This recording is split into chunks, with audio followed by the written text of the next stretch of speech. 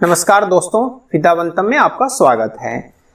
विद्यावंतम के इस course let us learn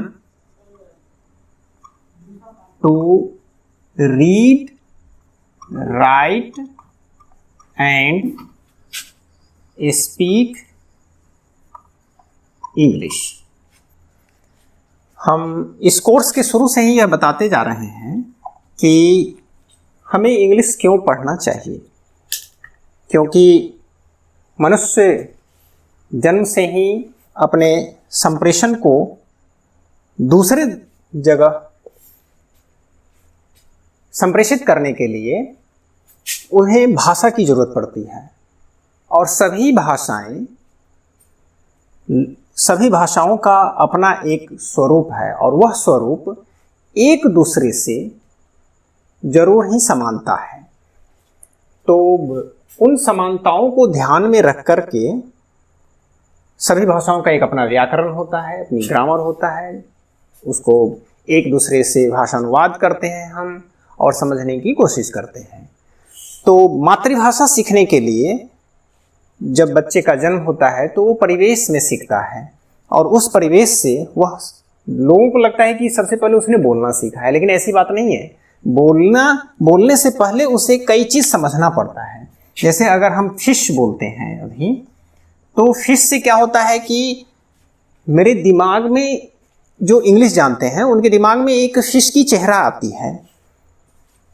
वही अगर हम विश्व के ऐसे सभ्यता में चले जाएं, ऐसे लोगों के समूह में चले जाएं जो फिश को न समझते हों, तो उन्हें उनकी भाषा में समझाना पड़ेगा कि मैं जो फिश बोल रहा हूं उसका ये मतलब होता है। तो उन्हें डिफाइन कराना पड़ेगा, मतलब कि ये काइंड ऑफ कोड है, इस कोड को उसे समझाना पड़ेगा।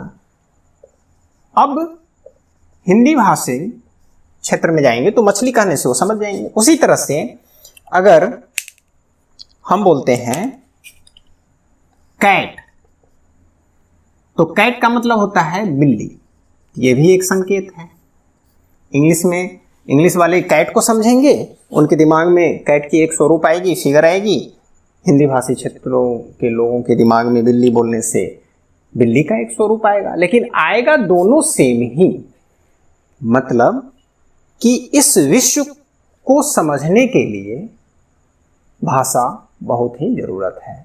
और आज के परिवेश में, आज के आधुनिक युग में एक ऐसी भाषा की जरूरत है जो पूरे विश्व को हम अपनी संदेशों को संप्रेषित कर सकें।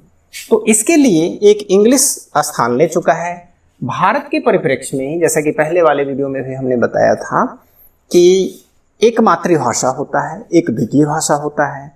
मातृभाषा जैसे कि हिंदी भाषी क्षेत्र में हिंदी मातृभाषा हो गया, और इसी देश में लगभग मिलता जुलता भाषा है, भोजपुरी है, बंगला है, मराठा है। तो ये सब क्या है, द्वितीय भाषा हो गया। और तीसरा होता है अन्य भाषा, जो विदेशी भाषा है।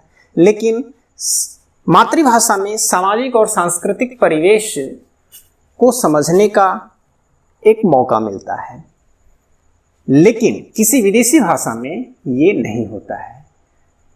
आज भारत की स्थिति ऐसी है, भारतीय समाज की, कि यहाँ पर इंग्लिश विदेशी भाषा होते हुए भी एक सामाजिक बाध्यता हो गई है और उसने कुछ हद तक तो स्थान पा ही लिया है सांस्कृतिक और सामाजिक व्यवस्था को व्यक्त करने का। तो इंग्लिश और विश्व परिप्रेक्ष्य में भी इंग्लिश एक अपना स्थान बना लिया है। तो हमें इंग्लिश सीखने के लिए सबसे पहले, अगर हम उस परिवेश में होते तो हम भी पहले बोलना सीखते, उसके बाद लिखना सीखते, फिर पढ़ना सीखते। लेकिन हम उस परिवेश में नहीं जन्मे हैं, हमारी मातृभाषा हिंदी है और इंग्लिश से कोई दूसरी भाषा है, विदेशी भाषा है। तो यहाँ पर क्या करना होगा कि लोग बोलते हैं कि हमें पढ़ना तो आता है, लिख नहीं पाते हैं ठीक से। कई लोग किताब रीड कर लेते हैं, इंग्लिश न्यूज़पेपर पढ़ लेते हैं, लेकिन पढ़ तो लेते हैं, पढ़ने के बाद उन्हें समझने की भी ज़रूरत है, लिखने की भी ज़रूरत है। और जो क्या आपने समझा, क्या आपके दिमाग में चल रहा है, क्या आपने शोध किया है, क्या आप अनुभव किए हैं, उसको दूसरे को बताने के लिए आपको या तो लिखना पड़ेगा या बोलना पड़ेगा, और बोलना सबसे ज़्यादा कठिन हो जाता है। वही जो मातृभाषा में सबसे पहले बोलना शुरू करते हैं, हालांकि बोलने से पहले भी कई प्रक्रिया से उन्हें गुजरना पड़ता है, कोड को समझना पड़ता है। हर भाषा की एक अपनी कोड होती है, संकेत होता है। जैसे हम कैट बोलते हैं, बिल्ली बोलते हैं, तो बिल्ली एक सांकेतिक है, शब्द है, संकेत है, जिससे कि हमें एक किसी जीवों का एक स्वरूप दिमाग में आता है, अनुभूति होती है। उसी तरह से इंग्लिश जाने वाले को कैट बोलने से एक जीवों की स्वरूप की अनुभूति होगा। तो ये चीज उन्हें समझना पहले पड़ता है।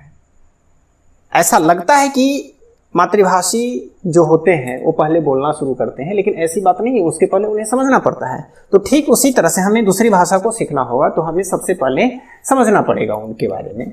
तो उसको समझने के लिए तो हम बात कर रहे थे कि पढ़ना तो लोग जानते ही हैं, लिखना भी जानते हैं, कई लोग बहुत अच्छा लिखते हैं, लेकिन वो बोल नहीं पाते हैं। तो बोलने के लिए सबसे अच्छा तरीका है प्रत्यक्ष विधि। प्रत्यक्ष विधि में क्या होता है कि लोग न ग्रामर की ध्यान, जैसे नेटिव लैंग्वेज जो बोलते हैं उनको न किसी ग्रामर की ज़रूरत होती है, न ट्रांसलेशन की ज़रूरत होती है, वो बोलना शुरू कर देते हैं और वह जो बोलते हैं वही नियम बन जाता है। तो लेकिन दूसरी भाषा के लिए, दूसरे भाषा जब भी हम सीखेंगे तो हमें उस भाषा के बारे में जानकारी लेना पड़ेगा। तो वो जिस नियम का पालन करते हैं उस नियम को हमें सीखना पड़ेगा।